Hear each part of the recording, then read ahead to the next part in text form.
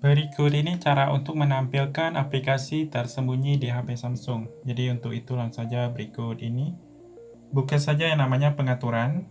Ini ada dua cara, jadi bisa tonton sampai habis. Mana yang kalian pilih? Buka pengaturan.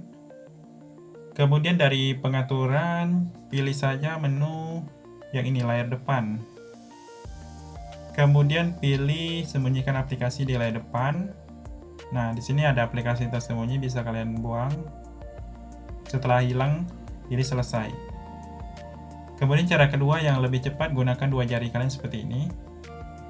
Pilih widget, pilih pengaturan, bukan widget.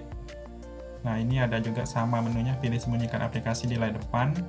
Misalnya lagi tersembunyi seperti ini. Nah, kalian buang ikonnya, pilih selesai. Jadi cukup simpel, silakan praktikkan pada Samsung masing-masing.